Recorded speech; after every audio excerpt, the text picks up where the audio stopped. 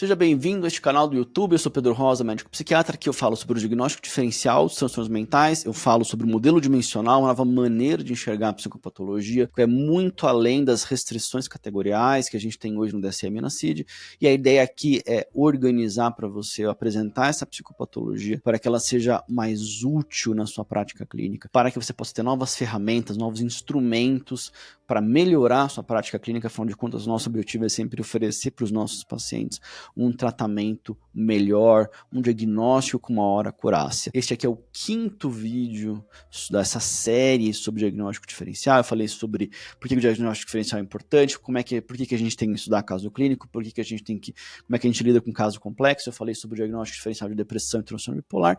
E agora eu vou falar aqui sobre o diagnóstico diferencial de transtorno bipolar e transtorno de personalidade borderline. E eu já vou dizer de cara que o maior problema desse diagnóstico diferencial é quando alguém acha que o paciente é bipolar ou o paciente tem personalidade borderline.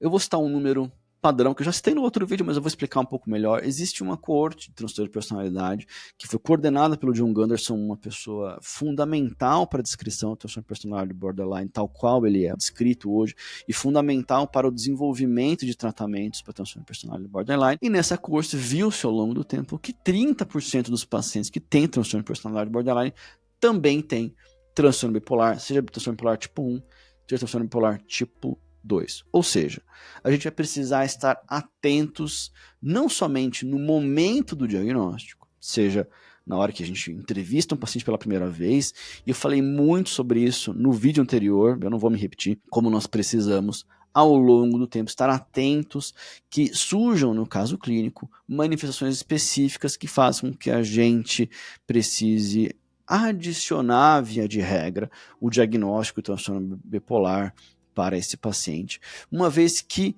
sim, o diagnóstico de transtorno de personalidade borderline é um diagnóstico estável, é um diagnóstico válido e que tem uma implicação terapêutica muito grande para os nossos pacientes. Agora, existe uma questão que paira sobre o diagnóstico psiquiátrico de que a gente não deve realizar o diagnóstico de transtorno de personalidade em pacientes que não estão eutímicos, ou seja, pacientes que têm manifestações de humor, seja manifestações depressivas, seja manifestações de mania e hipomania. E eu vou dizer para você que não é bem assim.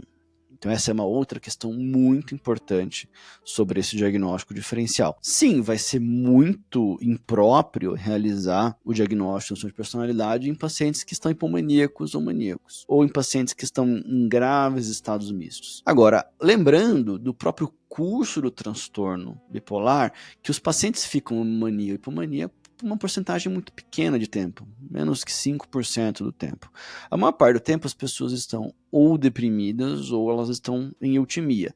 Então essa vai ser a dificuldade que a gente vai enfrentar. Por exemplo, diante de um paciente que tem uma depressão crônica, de uma depressão resistente ao tratamento, a gente vai ter que olhar para esse paciente e pensar e o que está acontecendo com esse tratamento? Por que essa pessoa está demorando para melhorar, não está melhorando, não está respondendo ao tratamento como nós gostaríamos? Seria nosso interesse que o paciente logo melhorasse. A gente vai pensar em alguns diagnósticos diferenciais, transtorno de estresse pós-traumático, muito mais como uma comorbidade. Nós vamos pensar que esse paciente pode ter uma comorbidade com transtorno de personalidade. Não somente borderline, mas o tema do vídeo é borderline. Ou que o paciente, na verdade, ele não tem uma depressão unipolar, ele não tem um transtorno depressivo maior, ele tem um transtorno bipolar. Ou seja, diante dessa perspectiva, nós vamos pensar em diagnósticos diferenciais.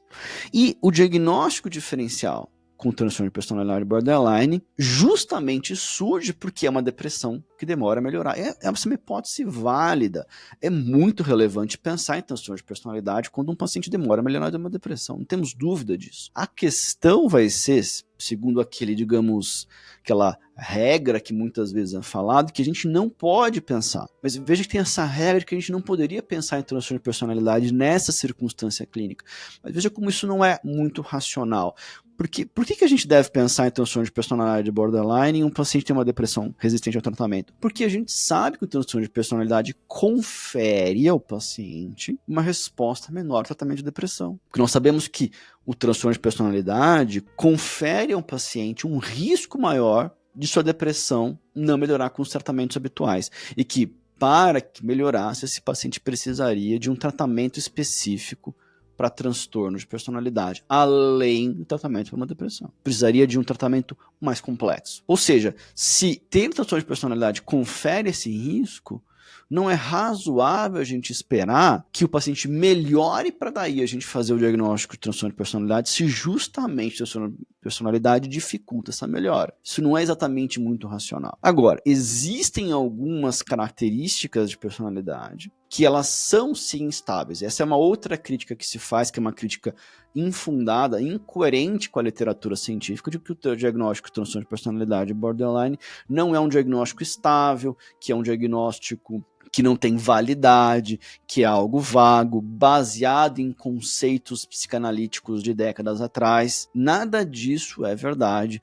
E, inclusive, se você quiser olhar no podcast Papo de Psiquiatra, que eu produzo com 2 amigos, o Marcos e o Marcelo, tem um episódio sobre isso, sobre a validade do diagnóstico de transtorno de personalidade borderline, não é exatamente o tópico deste vídeo. É claro que nós vamos ter que tomar cuidado em fazer um diagnóstico de transtorno de personalidade borderline com base naquilo que está acontecendo em um episódio depressivo. Mas mesmo em pacientes depressivos, inclusive com apoio muitas vezes do relato de familiares, nós vamos poder fazer uma análise do desenvolvimento desses indivíduos, de como que se deu o desenvolvimento da personalidade dessas pessoas, como é que é o temperamento dessas pessoas. E essa é uma outra questão, se é válido avaliar o temperamento da personalidade de alguém num curso de episódio depressivo.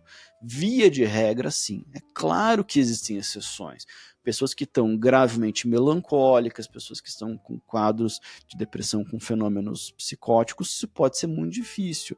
Mas, na maior parte dos casos, a gente consegue sim recolher através de métodos apropriados. Se a gente souber fazer uma entrevista, se a gente souber agregar informações muitas vezes de familiares, a gente consegue organizar o desenvolvimento da personalidade de alguém, o desenvolvimento da identidade de alguém e faz chegar a uma conclusão a respeito da presença ou não de um transtorno de personalidade. Ou seja, eu falei 2 questões difíceis sobre esse diagnóstico diferencial. O primeiro é que achar que se tem um diagnóstico não tem o outro, e o segundo é achar que a gente deve aguardar o paciente ficar eutímico para fazer o diagnóstico de transtorno de personalidade. Isso não é algo que tem cabimento, a gente precisa de cautela e método para fazer esse diagnóstico, mas sim, isso é possível, inclusive porque a gente sabe que o paciente que tem depressão e que tem transtorno de personalidade borderline é um paciente que precisa receber um tratamento específico para transtorno de personalidade borderline concomitante ao tratamento do seu transtorno de humor. Um terceiro ponto que também é relevante, inclusive a própria avaliação de temperamento, de características temperamentais constitucionais que são relevantes para um diagnóstico de transtorno bipolar, precisam ser feitas. Não somente a avaliação de personalidade borderline, mas existem alguns temperamentos, como por exemplo o temperamento hipertímico e o temperamento ciclotímico, que têm uma relação com o transtorno bipolar e que precisam ser avaliados. Ou seja, avaliar a personalidade é muito além de avaliar a presença ou ausência de transtorno de personalidade borderline.